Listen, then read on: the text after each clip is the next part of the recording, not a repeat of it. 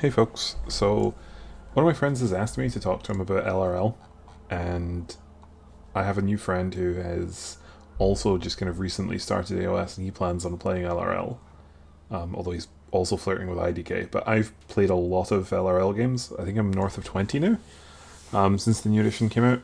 I've been playing nothing but LRL, um, and I figured I would just kind of talk about the faction a little bit. And I figured the easiest way to do this was to make a tier list.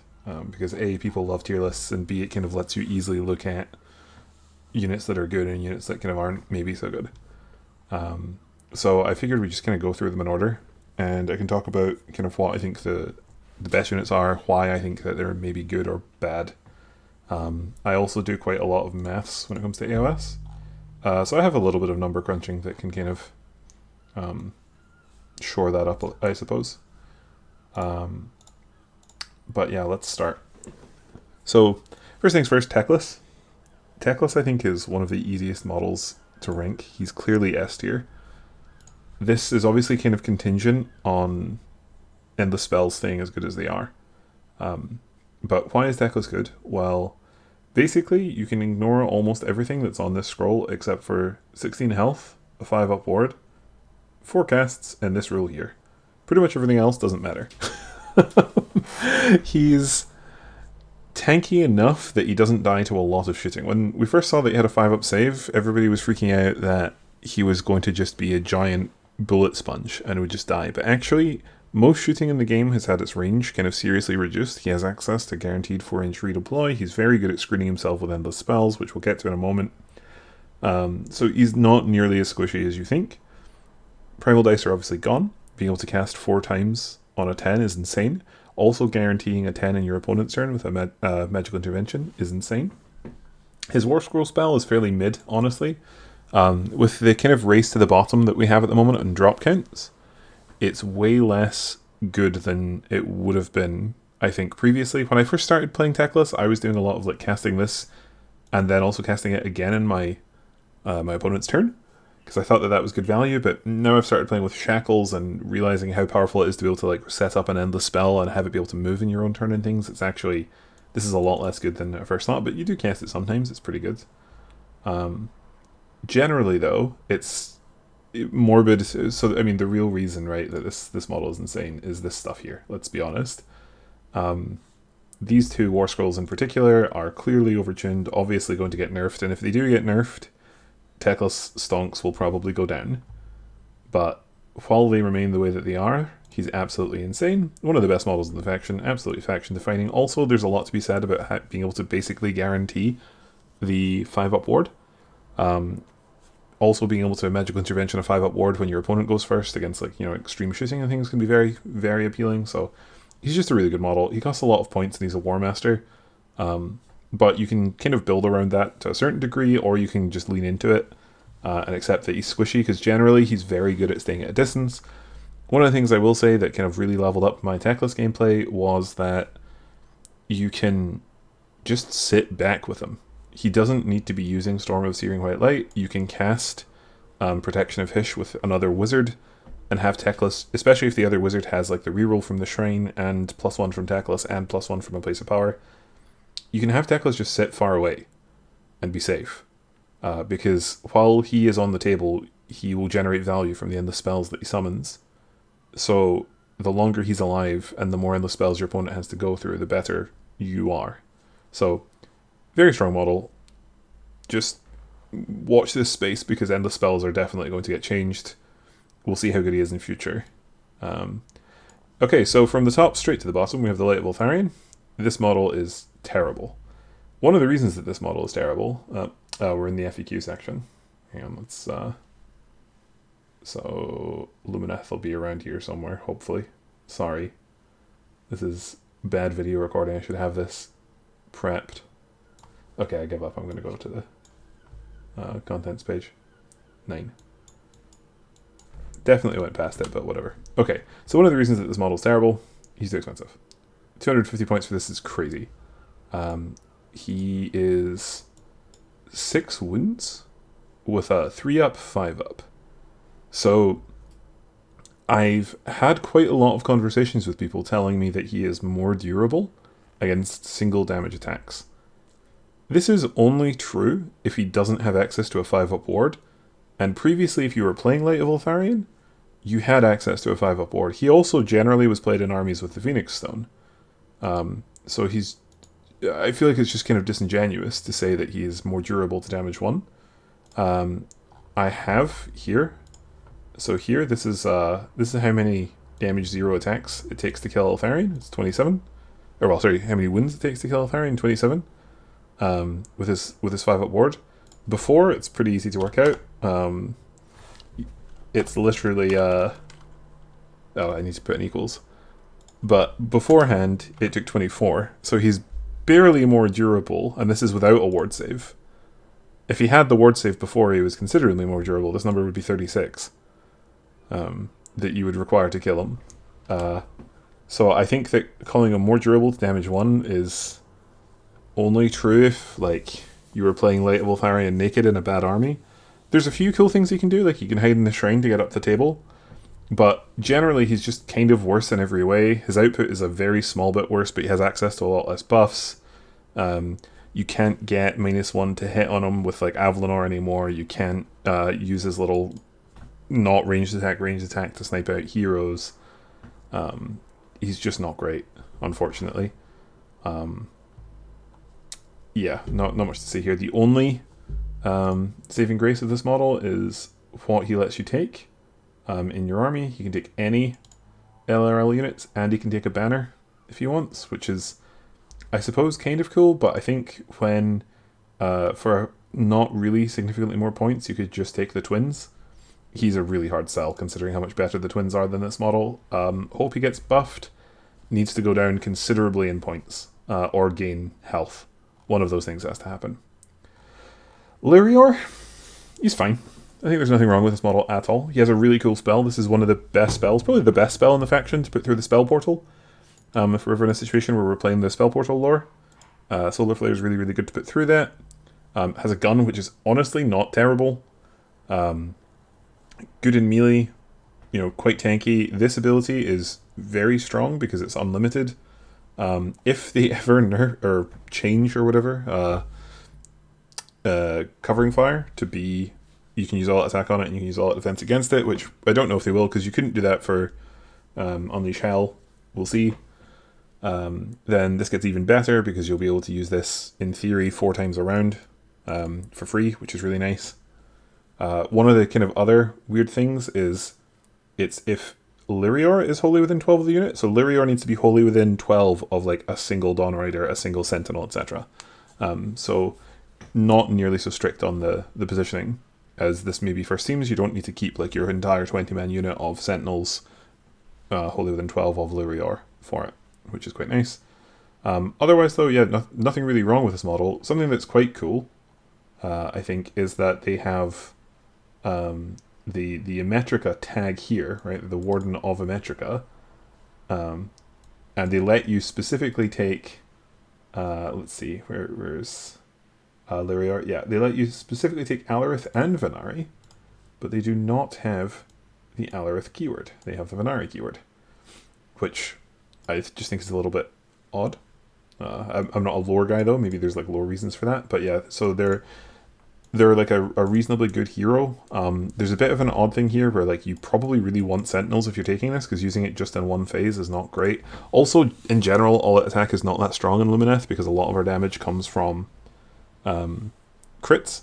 I think the places that it is strongest is on probably Sentinels, because then you're getting to use it in the shooting phase, and then otherwise it's on Stoneguard. But then you're taking this model that is like not, I don't know, it's maybe there's an argument that you should, like, if you have 100 points you can take Lyrior over a Stone Mage, but they're kind of expensive. So this is going to be for some kind of like weird combined arms army, I think. Although at 7 wins, 3-up save, reasonable access to a 5-up ward because we're playing LRL, and -1 to hit, they are quite tanky and they're fast, so I don't think this is a terrible model. Probably going to put them somewhere in B. Just completely fine. The Lord Regent is basically the exact same. Completely fine. I think this is a trap. I think the 20 Dawn Raider armies are memes.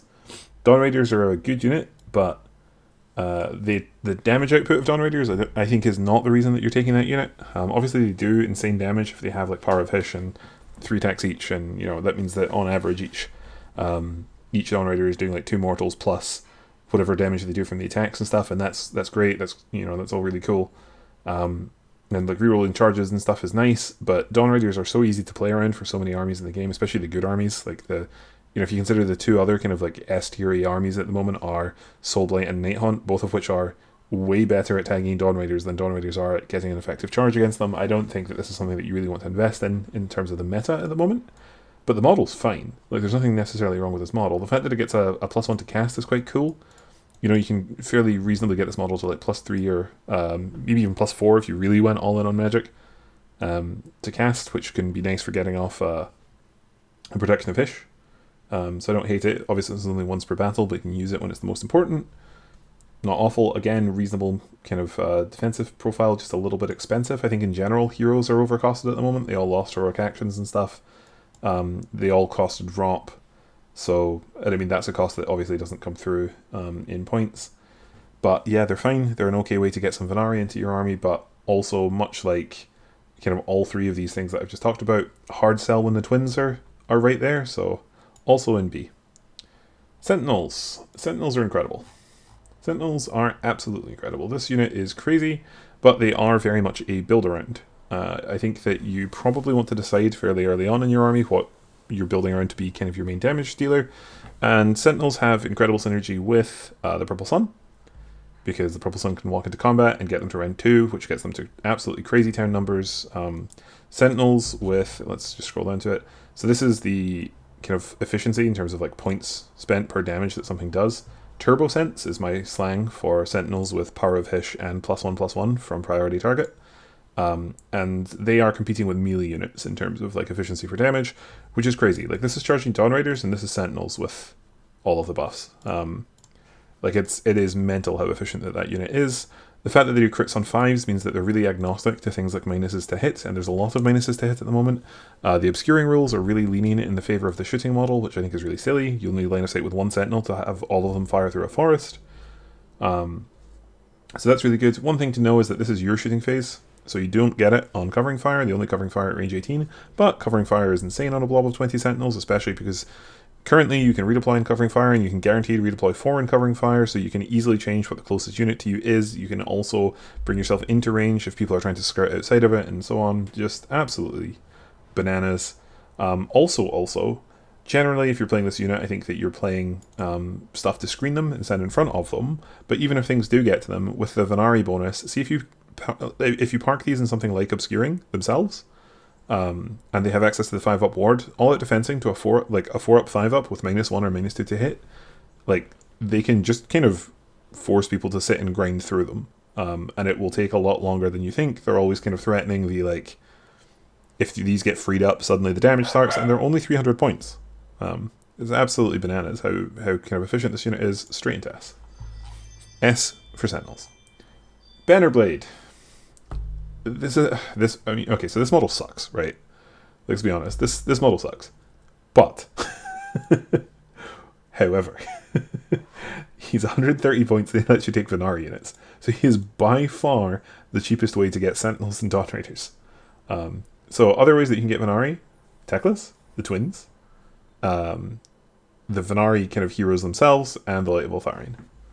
So all of those are very expensive, and then there's the Bannerblade. So this guy has a place in armies where, like, say, there's an army list that I quite like that I have, where I have like 20 Blade Lords, 20 Sentinels, 10 Dawn Riders, 10 River Blades, Bannerblade, Cathalar, and a Enlightener. And that army requires the Bannerblade to take the Sentinels and the Dawn Raiders, because otherwise you just don't have access to them. And there's not really much else that you could fit without dropping what I would say is kind of a fairly reasonable amount of redundancy. So this model isn't great. He's definitely not an A tier. Honestly, he might even be in C tier. See, if I was rating him by himself, it would be C or D tier. One of my kind of findings with the new edition is that objective control score just isn't really relevant ever. It's certainly not for Lumineth. There are armies that it's relevant for, but with Lumineth, the way that it usually works is either you control an objective because you've killed basically everything on it, or you're not even trying. There are some situations, and I've played games with this, where making foxes count as 8 can be quite obnoxious. But otherwise, not really a relevant rule for Luminous playstyle. You're not sitting trying to grind people off of objectives where like OC matters particularly much. I think he would definitely be a C tier model if it weren't for the fact that he is by far the cheapest way to get access to your Venari, so he goes in B. Alright, Wardens. Unfortunately, this unit sucks. Just mathematically, they're just bad. There's kind of a dearth of battle line units in AoS at the moment, and that's partly because like these were units that weren't great, but you had to take them. So they were, I suppose they were sort of almost like attacks. So if you look at across multiple armies, there's loads of units that were like previously okay because they filled out your battle line fine, and they had that removed, and now they're just bad. So in the case of Wardens, they lost Wizard, so I was expecting them to, either get like a rework because we knew that Venari were losing Wizards, or they were going to kind of substantially change the role of the unit, or they were going to significantly come down in cost. None of those things really happened. I was actually kind of wondering if we would maybe see 2 Wind Wardens, and they would just kind of cement their role as the tar pit and maybe make Blade Lords a little bit hittier. If we go to like the kind of maths spreadsheet, Wardens are like okay durability wise. Like let's go to the kind of summary here, right? Wardens are sort of okay durability wise. Like if you look, this is 8.3, and if you kind of look across to sort of similar units, like here's Stone Guard. So Stone Guard are more expensive per wound, and like Sentinels are more expensive per wound.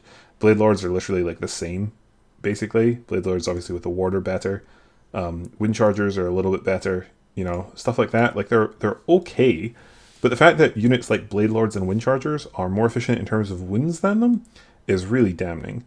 And a lot of people, I think, get kind of baited in by this, but what if they have Always Strikes First? The problem is Always Strikes First isn't a relevant rule if you don't do any damage, and their output is crap. Like, for their cost, their damage is pathetic. So this unit really, really needs some help. I'm not sure I'm quite ready to put them in D tier.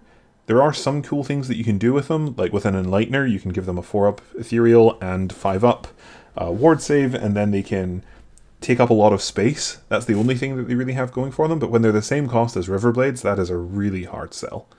So this unit's pretty bad. Would not invest in it. Dawn Riders are a good unit. However, I kind of made some allusions to this earlier when we were talking about the Venari hero guys, the Lyrior and the Lord Regent. I think these are really good in the dojo, and they're really good on paper. When Venari Dawn Riders charge, they're incredible, obviously, right? Because especially if you put Power of Fish on them and stuff, sure, their damage is great. If they're charging infantry, they're absolutely blending stuff with mortals. It's fantastic. Everything's good. However, there are some problems with that. Like, for example, the fact that kind of every good army in the game at the moment is really good at tagging stuff, which includes LRL. Like, having played the Mirror, people trying to play Dawn Riders into me when I had... the army I was playing at the time had 2 units of Riverblades and 2 Foxes, and they just never actually got to do anything. Like Dawn Riders, when Severith charges them with his friend Bodyguard Fox standing next to them, and then the Dawn Riders pile in and they're 1 attack each on 3s and 4s, it's kind of pathetic. And especially if you don't have control of the turn order with Dawn Riders, I think relying on them to be your hammer, even though you can make them move 18 and then charge, it's just not really good enough. What they are good at, however, is being basically what Nurgle Knights were in the last edition. Which is to say that they rocket across the table really, really fast, then they engage a bunch of stuff, do like reasonable damage when they charge, and after that they just are a blob of 30 wounds, -1 to hit, 3-up save, 5-up ward. And they will buy space for models like Teclis, they will buy space for models like Sentinels, and they're great at that. One of the things I want to just say, as a kind of PSA, you cannot make these ethereal. The spell, we'll get to that when we get to the Enlightener, but I'm just going to go here now. Ethereal Blessing is infantry. I have seen a lot of people talking about 2 units of Ethereal Dawn Riders. It's not a thing. So yeah, these are a good unit, right? They're fine. They are like Sentinels. They are a build-around unit. I think that they can coexist in the same army, but I think that putting Sentinels and Techless and Dawn Riders in your army is probably just spreading yourself a little bit too thin. But if you cut Techless, you can absolutely have them coexist. Or you can play Techless and Dawn Riders. I think they're good. I don't think they're quite as good as these things, just because they are quite playable around. They really, really do rely on getting the charge and not being pinned and engaged for all of eternity. If you play these things against Night Haunt, they will probably, unless you get first and charge them then, they will probably never get to charge. Which is just misery, because they're going to be engaged by Hex Wraiths for the entirety of the game. And the Hex Wraiths will get to retreat and charge you. So that's cool. Okay, Cathalar.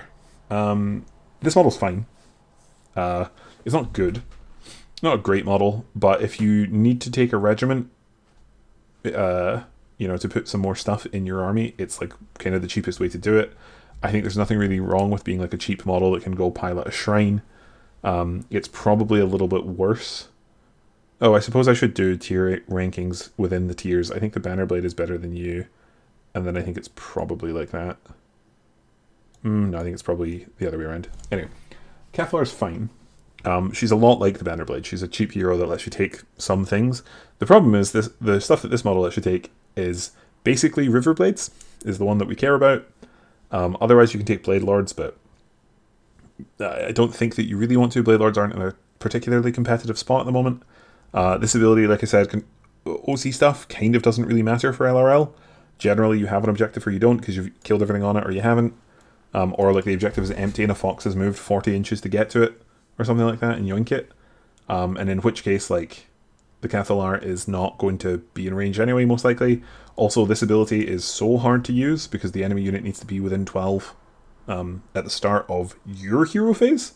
Not their hero phase. See, if it was their hero phase, it would be much better. But yeah, so it's a fine model, but nothing kind of groundbreaking. Probably, it's definitely better than Wardens, but it probably goes in C tier, really. This is something that you're taking to fill out armies if you just need more drops. Can take Riverblades, nothing wrong with that. Maybe it's technically the bottom of B tier. This thing's terrible, this Ballista. This thing is absolutely awful. Let's go to the math sheet of maths. This is 1 for damage, so it's points spent per damage, so lower is better because we want to spend less points for more damage. Ballista's somewhere over here. It's 24. I think I did do the maths for the Ballista, but then I just deleted it to make more space before I accepted that I probably need a second row of these, but basically it's just terrible. Even against monsters, it does no damage. The fact that this rule here is only in your shooting phase, and it's -1 for the rest of the turn, it's just awful. Even at range 30, it just doesn't do any damage. I don't understand why you would ever want this over, say, a unit of Riverblades for barely any points more. The Riverblades will genuinely do more shooting damage over the course of the game, and also they contribute significantly more to like border control, doing tactics, actually playing the game. Terrible unit, even worse than Light Voltarion. The Enlightener is an interesting model. I think also probably just in the tier of like completely fine. Ethereal Blessings is really cool, and I think in theory you could build an army around this. The problem is if you're building an army around this, you probably want to stack pluses to cast, and that's not that easy to do and take enough stuff to put Ethereal Blessings on. So I mentioned earlier that I had an army with an Enlightener that had 2 units of Blade Lords in it, and it also has Dawn Raiders and Sentinels and 2 units of Riverblades, I believe. And I think that army's quite good. It's got a lot of things that you can put Ethereal Blessings on, but it's not very good at forcing out Ethereal Blessings, so you can't really rely on it. Same way, it's not really good at forcing out Protection of Hysh, so I have 2 units of Blade Lords so that you've got at least a somewhat durable front line if everything goes kind of wrong. So I think that this is a completely fine model. It has a staff that actually has a reasonable gun. Like, this gun is not terrible. I think I forgot it was damage D3 the first time I played it, and then I was like, oh my god, or the first time I shot it, and I was like, oh my god, this thing is damage D3. Like, it's completely respectable. Be able to put Speed of Hysh on multiple places, Overwhelming Heat in multiple places, Ethereal Blessings in multiple places, obviously all good rolls. Nothing wrong with the Enlightener at all. Probably comfortably in mid-B. It's a bit of a build around. The problem is the stuff that you would build around it with isn't very strong at the moment. If Blade Lords were the best unit in the faction, I think that this model would be much stronger. Much, much stronger. Also, obviously, Ethereal Blessings has a bit of Scornergy is not a term that AoS players will understand. Non-bow, do people know what a non-bow is? It's like a non-functional combo. Bit of a non-bow with Alarith, because Stoneguard would, in theory, be something that would appreciate like a defensive buff, but obviously doesn't work with the Alarith benefit, so that's a bit sad. Caligrave, this is a good model. If you're playing without Teclis, this model's great. Endless spells are really broken at the moment, can guaranteed summon out an endless spell in your turn and your opponent's turn. It can, because it's an 8, it can summon any of them. So if you only have the Caligrave and you're just playing with like the Kronspine and that's your only wizard, it's great. If you're playing like a more kind of wizard heavy army, you can have the Caligrave with, you know, just pumping out like the Purple Sun and the Gravetide, and yep, good model. Completely just nothing, yeah, solid. Goes in a lot of lists if you're not playing Teclis. I think if Teclis gets nerfed, expect to see a lot of Caligraves. Really, really good.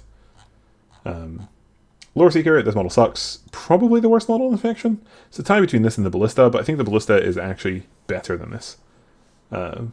It's just awful. For some reason, it is expensive. It does kind of nothing useful.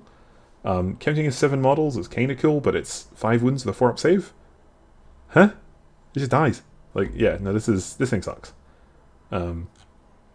Awful unit. Completely awful.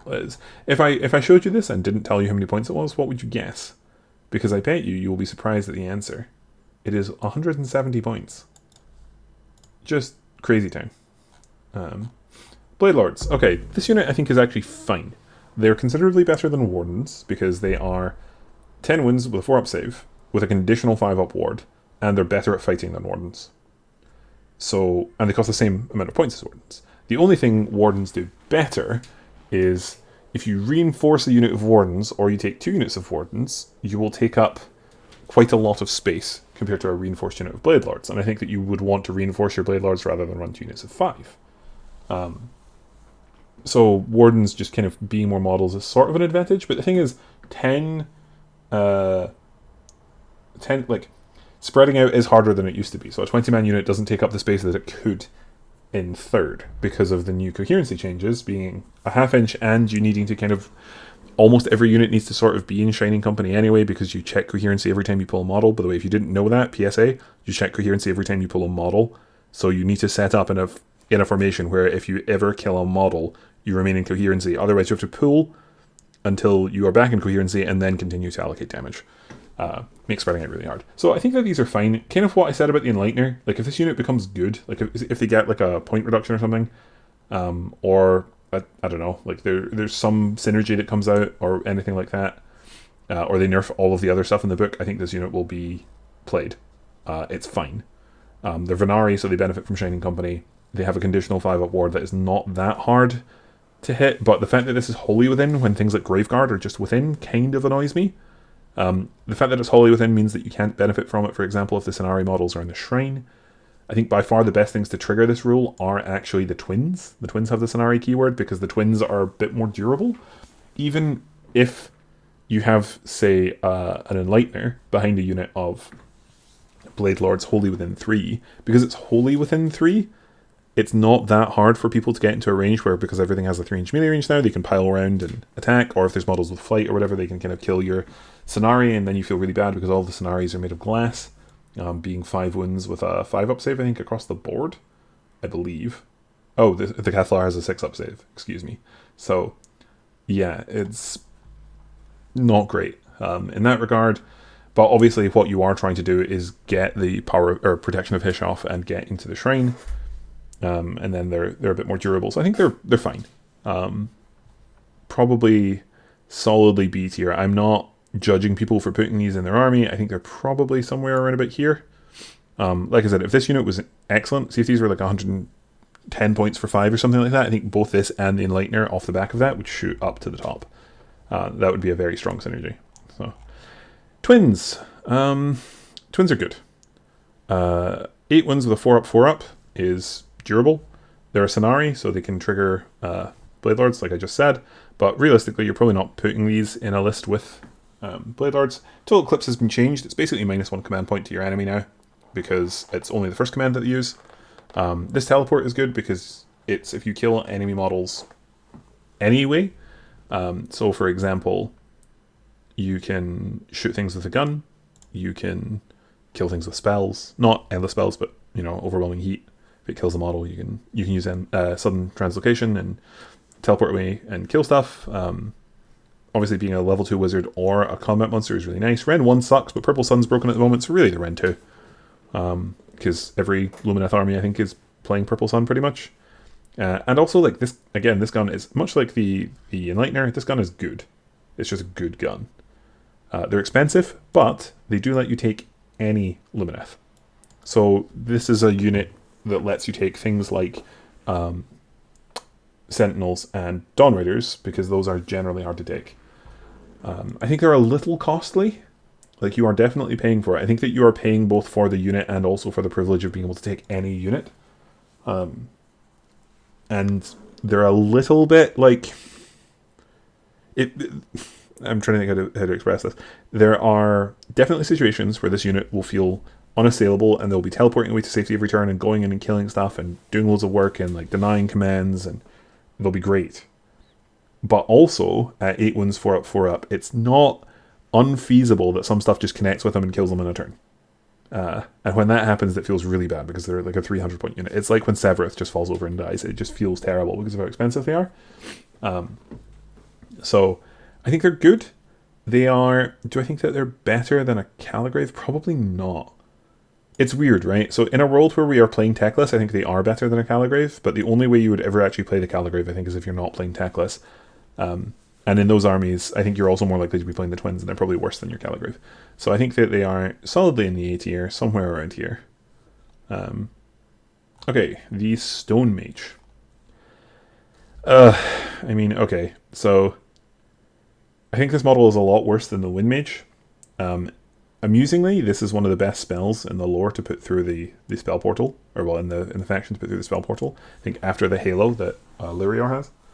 But, and I mean, okay, so I feel like I always roll a 1 or a 2 for this stupid thing. When the book first came out, I really wanted to play Alarith.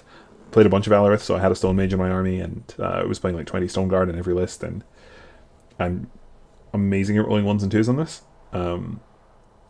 It's okay, right? It lets you take more Alarith stuff after you've taken Avlanor, but I think realistically you probably want to take Avlanor. It's not a great model. It's very like the Cathalar, where you're taking it just because you want to take stuff. It's probably better than the Cathalar because it has synergy with the Stone Guard, and you probably, you know, if you're taking this thing, you are probably taking Stone Guard, but I don't think I'm ready to put it in the B tier. It's fine. It's a little expensive. I think that this model should probably be something like 130. Same as the Wind Mage. Yeah, Wind Mage maybe 140, but yeah. Stone Guard. Stone Guard are a good unit, but I think that they struggle a little bit with what the kind of competitive landscape of AoS looks like at the moment. So when I first started, like I said, I wanted to play Alarith, so I was playing every single game with 20 Stone Guard and Avlanor. So this rule sucks, because all of its models have to be contesting an objective, and you need to control the objective. So you basically need Protection of Hysh for this unit to be good. The worst rule on their card is actually move 4. That sucks. That really sucks. But the damage output is good. If we bring this back up again, you know, Stone Guard, they do competitive damage, and if you can buff them with like Avlanor and get to Ren 2 and stuff, they do incredible damage. I think it's the best in the faction, basically. Except for like Dawn Raiders with +1 attack. So it's very, very good. And they're like, you know, somewhat reliable in a way that you kind of aren't with a Venari. Like they don't rely on crits, which is nice. But also because they don't rely on crits, they're technically a little bit more susceptible to minuses to hit. 4-up save is not great. Even with Alarith, it means that you're only all out defensing to a 3-up. Oftentimes you'll be back to that 4-up and stuff against kind of real damage. They're okay.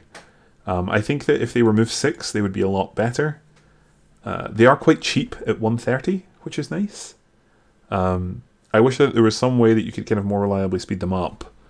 Because taking, say, Avlanor and a Stone Mage, and then like another wizard means that we're already at 3 drops, and we're only really casting Power of Hysh twice, or Speed of Hysh twice, and probably not that reliably either. And the opportunity cost of casting those Speed of Hishes when endless spells are so good is high. So I think that they're good. Probably the top of B tier though. This is a unit that I was really high on at the start of the edition, and it's definitely fallen down in my eyes. So I think they're fine, but not great. Avlanor, on the other hand, I think is excellent. Oh, actually, sorry, just to backtrack, and this kind of goes for all Alarith models. One of the what I was alluding to with the in the current meta of AoS, there's a ton of mortal wounds at the moment. So many armies just do a ton of mortal wounds. It feels like every destruction faction, if they want to, can just do like 20 mortal wounds with their charging hammers. Ironjaw's okay. You need to take the anvil guy, so that's maybe a bit of a meme, but the other three for sure. There's loads of mortal wounds in other factions, like for example LRL. If these guys get charged by Dawn Raiders, they are incredibly sad. So yeah, I think that if you're playing an army like this with Stoneguard, maybe if they change how crit mortals work, because I think that might be a questionable design decision, is having crit mortals do like crit the damage of the attack. If that gets changed ever or something like that, maybe we'll see Stoneguard rise, but until then, yeah. So Avlanor has that same weakness. Avlanor is basically unassailable to everything except for mortal wounds, but he's not great against mortal wounds. If you can get the 5-up ward on him, he's not bad.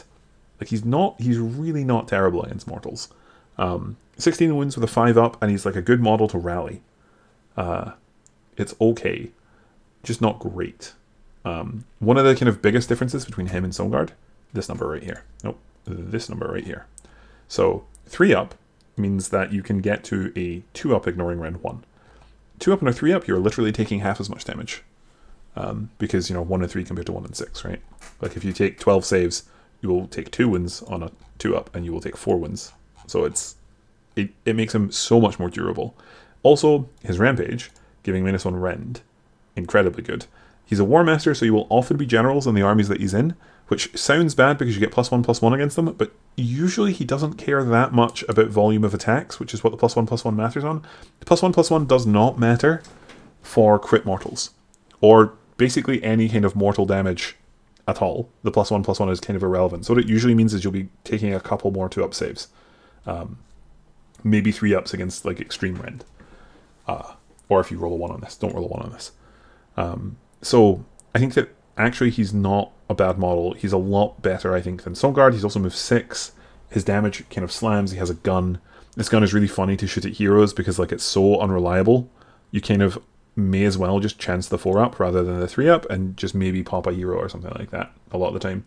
This command is good, but it's only in your combat phase for the army that is like meant to sit and take the charge. It means your counter punches are pretty good, but usually after that's happened, it doesn't really matter very much. Like people usually don't charge in and expect to kind of lose their unit. So I think that this command is kind of a bait. Also with how good things like Magical Intervention and Counter Charge and Power Through are, finding CP for this is hard. But I do think Avlanor is a very good model. He is a hero that you can take that will do good, consistent work, like Techless. And it means that you don't feel like you're paying this kind of 130, 150 point tax to take an extra drop. Instead, you're taking a solid work model. So I like Avlanor quite a lot. I'm probably going to put him something like here. He's definitely an A-tier model. I'm not convinced he's probably somewhere around here, but I'll put him behind the twins for now, because I think that with what is good in the faction at the moment, that's probably fairer. Then Big Cow, a lot like Avlanor. This is kind of... I mean, I hate this rule. Why is it a 4-up? The fact that it's a 4-up, I think what this actually does is make your opponent play around it, but I have never rolled this. Admittedly, I've only played 2 games with the Big Cow, but I've never rolled this. It has never happened. It's if the enemy... Or sorry, it's if he didn't charge. And generally, people don't charge the Big Cow. It's been my experience. People see damage 5 and they're like, you know what? Nah. Damage 5 with a 3-up, ignoring rend 1.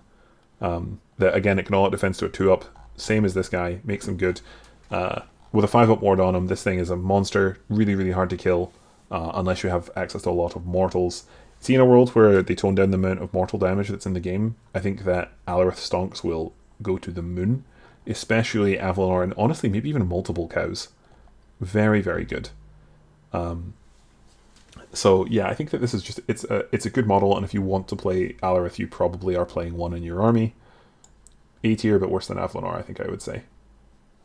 These are the kind of shining stars of Alarith stuff at the moment. Yeah, I think that this is fair. I would say that both of these models are better than all of the things under them. So yeah, cool. The Wind Mage.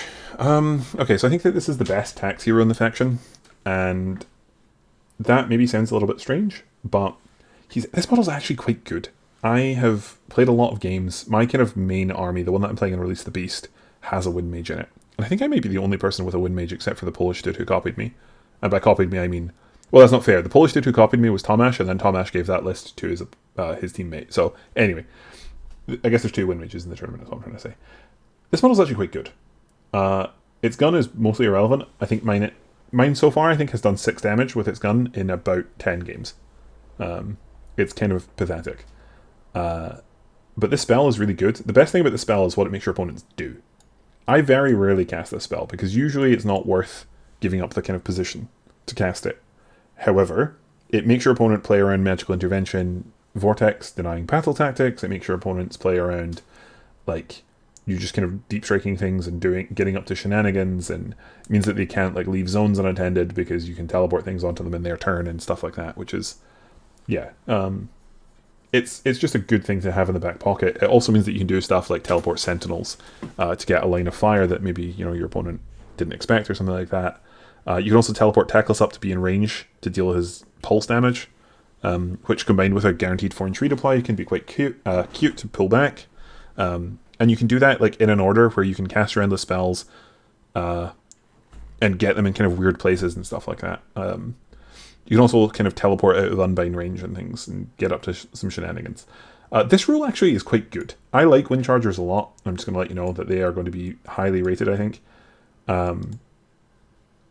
This rule is good. Giving them flight is nice. Letting them retreat over things is nice. Letting them move over terrain is good.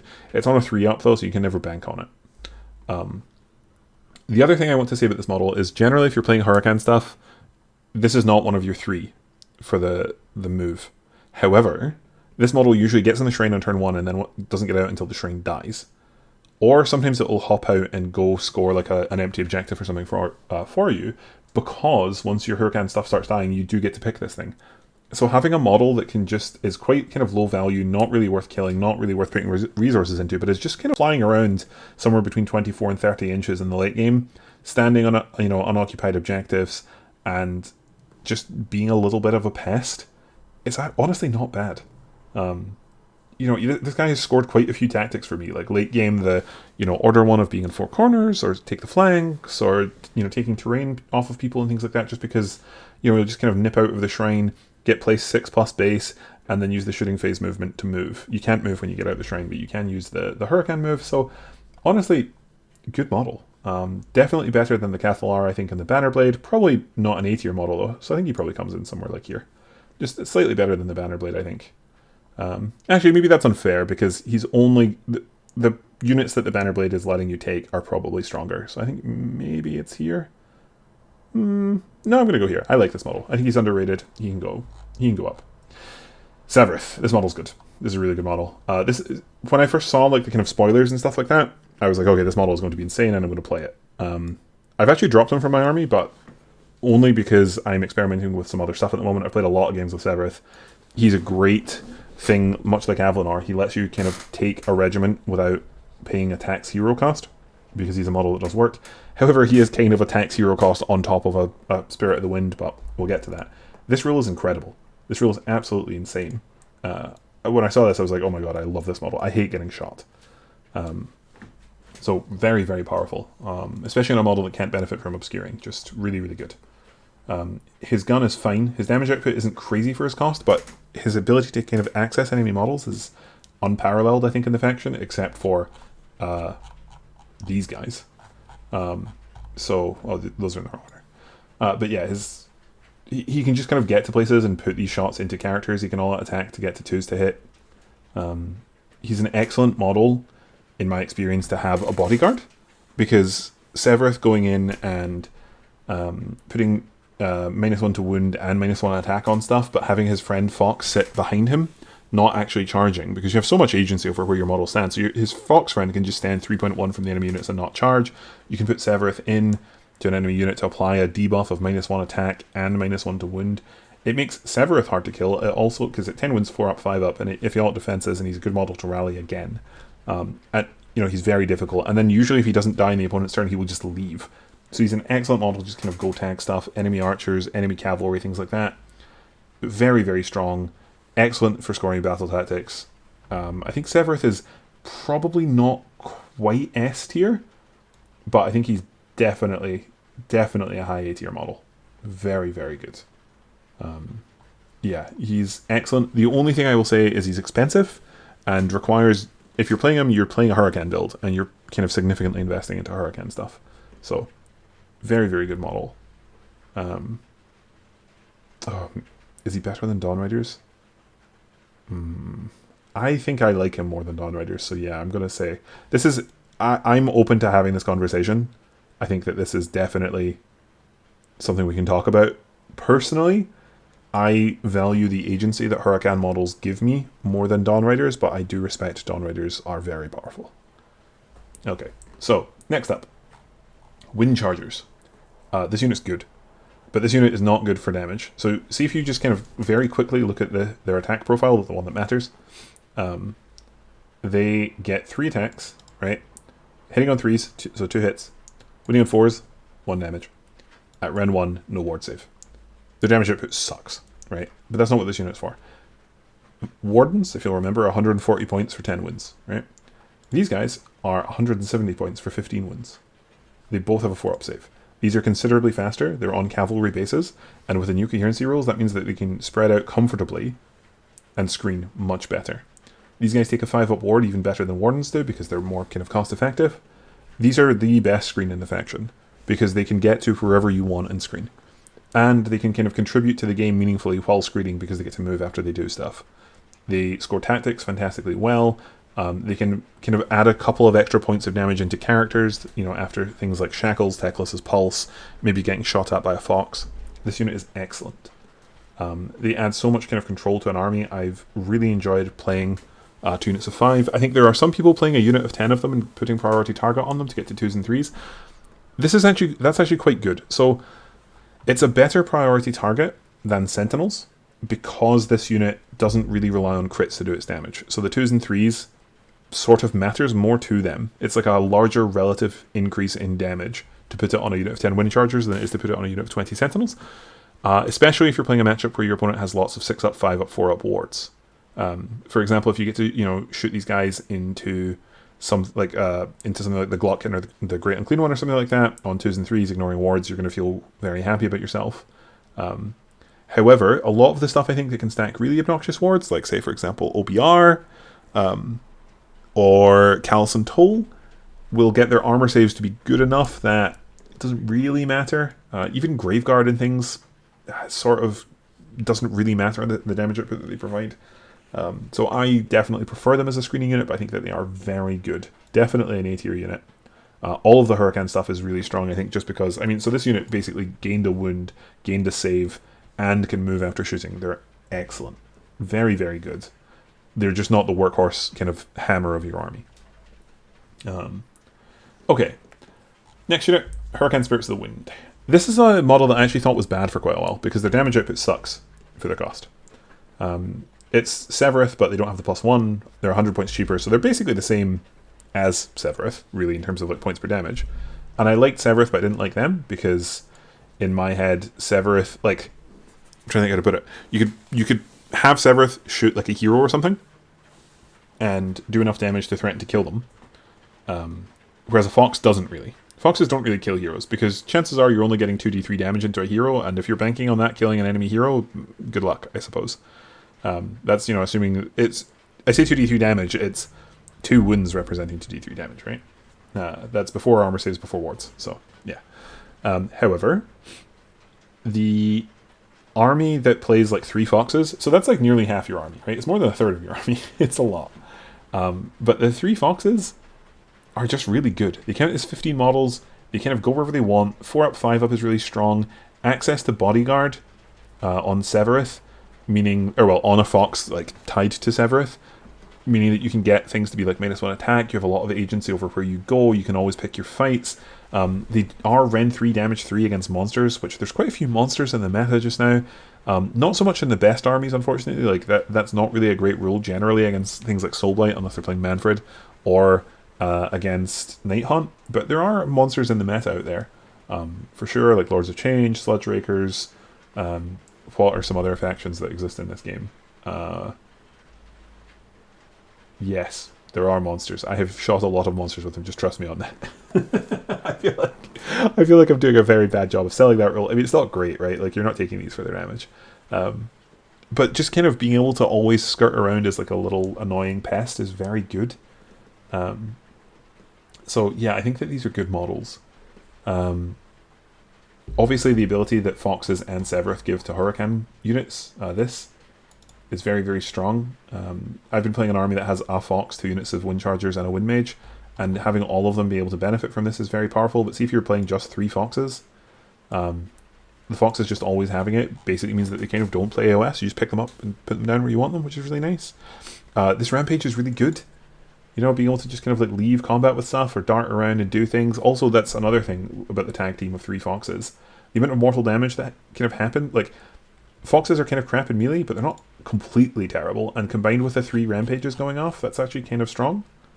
This is once per turn army, so that's one of the things that I'll say about, like, oftentimes when I play this, you charge with Sevireth, charge with 1 Fox, keep the Bodyguard Fox out of, like, from charging, but behind Sevireth, so you're only doing the Rampage. You're only doing 2d3 from the Rampages, but you are kind of getting your Bodyguard bonus. Anyway. So yeah, I think that this model's fine. It's a little expensive, but they've definitely grown on me. The kind of amount of agency and kind of like freedom you have on them is good. I think that I would probably put it somewhere like here. Honestly, I think I need to move Avalanor up. I think I like Avalanor more than it. Do I like Avalanor more than the twins? I think I do, yeah. But only if you're building around them. So something like this, I think. Do I like Foxes more than I like the twins? I think I also do. So yeah, I think I'm going to do that. So something like this. It's a good model. And then last but not least, this unit is incredible. This unit is absolutely bananas. I'm pretty sure that the best LRL army that you could build at the moment probably has something like 50 of these. They're crazy. The amount of things that you can get up to with Riverblades is just bonkers. They are absolutely, point for point, the best model in the faction. And it's not close. So, I guess we'll start with the absolute basics, right? They're speed 7, which is just nice. 5-up save, not great, but usually you can play them in an army where they have access to a 5-up ward. Cool. Let's just start with the numbers, right? This unit walks 7 or 11, shoots you 20 times, and then attacks you, 21 times, and then attacks you 31 times. Right? That's just a crazy number of attacks. And they're not bad attacks, right? These are no rend, but they're 3s and 4s. These are rend 1, and they go up to rend 2 against heroes. And a lot of stuff in the game that's a hero cares about the extra pip of rend. It means that, a lot of wizards and kind of like support heroes just aren't getting a save, or they're all out defensing to like a 6-up save. It means that these are rend 2 against stuff like Great Unclean Ones, Keeper of Secrets, Bloodthirsters, Vampires, like Manfred and stuff like that, Be'lakor. Oh, I guess that's a bad example, but, like any kind of hero that goes in the middle. It's sort of like Callus and Toll's rule of the extra damage against wizards. Like, there's just a lot of stuff in the game that actually matters against that you wouldn't necessarily think it will. So, maths-wise, great unit already, right? Same number of wins as Wardens for the same cost, but 1 less save. However, the clap Wardens in damage, and it's not close. Like, I'll go back to my silly math sheet. So, Wardens, did they even do Wardens? Because their damage is absolutely god-awful. I think I did, but then I got rid of it. But anyway, Idrilan stuff. If they get to shoot and charge you, they are one of the most cost-effective units in the faction. Absolutely crazy. The amount of damage that the Idrilans do. And they benefit really well from the Purple Sun, which is one of the best endless spells in the game at the moment, and something that Lumineth will often take. So, really, really strong. And that's before we even get to their rules. And both of their rules are insane. We'll talk about this after, because this is by far more complicated, but it's also, I think, one of the strongest rules in the game. This is just good. This lets you get desecrate their land. This lets you, or take their lands, I think it's called now, sorry. It lets you just like move the unit around. They're kind of always able to kind of contribute to stuff. It means that they threaten characters. They're range 10, so they can shoot, and because the kind of base size of the smaller ones, you can do them in 2 ranks fairly easily and get all 10 of them shooting.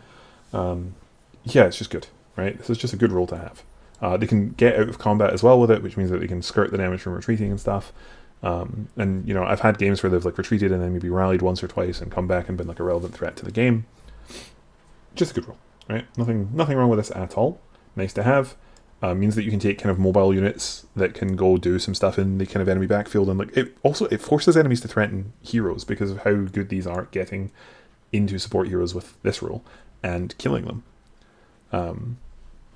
So yeah, really, really good. Nothing wrong with this rule at all. This, like I said, is one of the strongest rules in the entire game. This is crazy. It's absolutely mental. So, some stuff that you can do with this rule. I guess we'll start with like the kind of very, very basics. After you teleport, you only need to roll a 7 on this rule. After potentially fishing for 2 rolls at a 9 with a charge and then a reroll a failed charge to get in combat, because you don't need to end within a half inch, you only need to end within 3. So that means that this rule is insane, kind of like an extra charge. Once they kind of go in, after using like this rule to kind of go in, it means that they can kind of only need to roll a 7. Okay. Other stuff, this is counter charge for free, but again, you kind of get a +2 because you only need to end within 3, not a half inch. But it's even better than that because you only need to end with like 1 model within 3, you can put yourself in really obnoxious positions and tag stuff. So that can be really, really annoying. You can tag units right at the back to stop them from not so much units, but monsters. Single models, you can tag them with a river blade to stop them from being able to pile outside of 3 of the river blades. You can charge an enemy unit that has counter charge. That is threatening a counter charge. That is really scary, say like a giant enemy hammer unit. And then you can use this rule to move 2d6 outside of 3 inches of that hammer unit that you just charged. Assuming that you're tagging some other enemy unit. So oftentimes, for example, if there's a giant enemy hammer with something close by, you'll charge to something close by, put a single river blade exactly like 2.99 inches away from one model in the enemy hammer unit. Then even if you roll a 2-inch move on Relentless as the driving current, you can move outside of their combat range, which means that because this happens at the start of the combat phase, you have denied the counter charge. So they can kind of turn off counter charge with no recompense. If an enemy unit charges you, if you roll high, you can just leave and go tag something else. Like if your enemy has like a terrain piece nearby, if your enemy has like an endless spell nearby or something like that, you can just go be within 3 of that instead. Absolutely incredible. Travel the waterways, you need to be outside of 9 of enemy units. If your enemy has a terrain piece, then you can end in combat with the terrain piece, because you don't need to be in combat like with units and stuff, although this is the combat phase, so it would count for that anyway. But yeah, so absolutely incredible. This rule is just insane. The amount of stuff that you can do with it is crazy. I'm pretty sure that the best LRL army in the game has like 40-50 river blades in it. It's just nobody wants to buy that much because everybody knows that, they are not going to stay like this.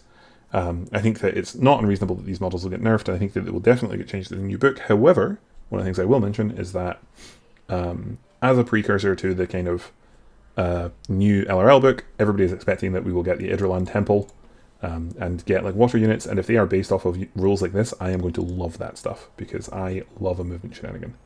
Some other stuff I want to talk about really quickly just before I go, because it's not on this tier list. The Shrine Luminor is excellent, obviously, but I think it's actually a detriment if you don't have anybody to crew it, so don't put it in your army if you have nobody to go inside it, because it just gives units like Riverblades or armies like Soulblight something to ping pong off of. So probably kind of bad in those cases, but otherwise this is very, very good. It turns all of these models, see these kind of like tax models here, like the Windmage, Bannerblade, Cathalar, Stone Mage, turns all of them into very good screens, because what you do is you just get in this thing, run it out in front of your army, and use it to deny space and screen for models. So combined with like endless spells and stuff, it means the LRL are very good at screening their front line. So that's excellent. Then our endless spell lore is bad, unfortunately. Sanctum of Amin Talk is just a really poorly thought out spell. You need to have a wizard outside of 3 of terrain and outside of 3 of enemy units to cast this. I suppose it doesn't actually say that here, that is up here. So it's it's a bit cursed, right? Because your infantry hero needs to be out with 3 of of friendly units and also terrain, which means that they can be shot. So you could walk them out in anticipation of this, and then like in theory you can redeploy back in and stuff if your opponent's threatening to shoot them, but it just means that this endless spell is really, really hard to use, and the payoff for it is not even that good. Like, okay, 4-up ward is nice, but this is in an army that generally, if you're investing in wizards, you have a 5-up ward going anyway most of the time. Certainly if you have Tackless, you have a 5-up ward. +1 power level is kind of nice, and the fact that you measure to and fro the Sanctum is pretty whatever. The fact that it's immortal is nice, but you measure to the sanctum for stuff. So yeah, it's just not very good. It's way too strict. I think that this just clearly needs a bit of a redesign. Then we'll talk about the twin stones. This is obviously a fine rule. The problem is it's wholly within 6, which means that it makes you very, very static. It's very easy to cast, which is nice, but it's just fine. If you compare this to the kind of impact that certain other endless spells have, at the moment it's just not really competitive. So really, if you take the lore, you're kind of getting 1.5 spells. Because Sanctum is garbage. Rune of Petrification is completely fine. The fact that it's enemy units within 6 as opposed to say they're within 3 of Shackles is nice, because it means that you can cast it in your own turn without giving a pile into enemy units, which is nice. However, it does obviously still give your opponent potentially an easy countercharge, something to bear in mind. But maybe they don't want to countercharge if you roll the strike last, but also you wouldn't want to gamble on that. So I think around the spell lore, not very good. And one more thing before we go. Talking about these, Deep Thinker sucks. All the other ones are pretty good. Power of Hish is only really good if you have Sentinels. Shine Company is obviously good, but you want reasonable Venari units to use it on. Move Like the Wind is insane. It's by far the best one. It's part of why I think Huracan is kind of the best sub-faction at the moment, generally. And most kind of strong lists have Huracan in them. Enduring as Rock, unfortunately not great in the meta at the moment because there's a ton of Mortal Wounds floating around. So of these, I think generally you will see more Huracan, and if it's not Huracan, then it's probably somebody playing like Venari Battle Host because they're doing an all Venari thing. Alarith's just not great at the moment. They're fine. But you will run into some matchups where you kind of just lose. I don't know how you beat Cruel Boys with a mainly Alarith army, for example. And then lastly, all of these suck, except for this. So if you're taking a heroic trait, you take this one because this is just, it's cute, I guess, but it's the models that you can put it on just generally you don't really want to. And this is very, very, very strong in LRL. Very, very good. And then, yeah, this is obviously yep. Why is that once per battle? Don't know. If that was once per turn, then maybe, but even then, probably not. So, yep, terrible. And then here, this doesn't work on your big models anymore. So, really, this is bringing Enlightener back to life or something, or maybe a Lord Regent. Kind of okay. Not great. I think Silver Wand is the best kind of generalist pick. This is pretty good. Just an extra cast is always nice. Means you can get an extra endless spell out, an extra speed of Hish. Sure, sounds good. Don't hate this at all. Waystone I think is fine, but probably worse on average than the Silver Wand. But maybe if you were playing a very slow army, you could take the Waystone and get up to some shenanigans with it. It's in the movement phase, so maybe you can do some cute stuff if you really wanted, I don't know, teleporting somebody forward, casting a bunch of spells, I say a bunch, 2 spells. I guess if it's an Enlightener because you don't have the Silver Wand, if you're playing this and then teleport away or something, but I don't really see it. Although see, actually just shout out to my boy the Wind Mage real quick. He can do stuff like get out of the shrine, summon Maelstrom near the enemy stuff, and then use the Huracan move to get away from the Maelstrom, which is quite cute. Although Maelstrom never really blows up on the turn it comes down anymore because it has to be outside of 9 and its explosion range is 9. But still, it's kind of funny. Anyway, yeah, so of these, I think by far Silver Wand is the best. Maybe you can take Waystone or Phoenix Stone if you're up to some specific stuff, and then of these 3, I think you are basically always taking Masterful Tactician. Perfect Strike is I don't see if I could put this onto Sevireth or something. I'd be okay, I can maybe see this, but also the models that you actually can put it on, it's just those are not models generally that you want in combat unless you're taking the Lord Regent. But then my brain is stopped. This is a fight ability, so you are fighting instead of doing it, and that is a good fighting model. So it's okay, maybe the Banner Blade, but yeah, it's just. Yeah, it's just not good. Masterful Tactician is just better. And I think that's basically all I've got in terms of talking about LRL. I think this is my kind of final tier list. I'm pretty happy with that, I think, in general. I think maybe these units could be S tier, but I kind of wanted a little bit more delineation. I think that by far at the moment these are kind of, or maybe what it really is as Sentinels could be like here. But something like this I think is pretty definitely true. Or well, sorry, pretty probably true is what I mean. Like it's if this isn't exactly right, it's very close. I think definitely the best unit in the faction is Riverblades, and I also don't think anybody's going to argue that Teclis is obnoxious at the moment when endless spells are this strong. And then otherwise, it's really, do you want your kind of main workhorses to be Sentinels, or do you want them to be Dawn Riders? And then other than that, you take some Hurricane stuff and go from there. The cows are actually really good. It's just the meta is kind of horrific for them at the moment. But if you're playing like a teams format and you can just keep the cows away from mortal wounds and stuff, that'll be really, really strong. So hopefully this has been helpful for you. Yeah, that's all I got.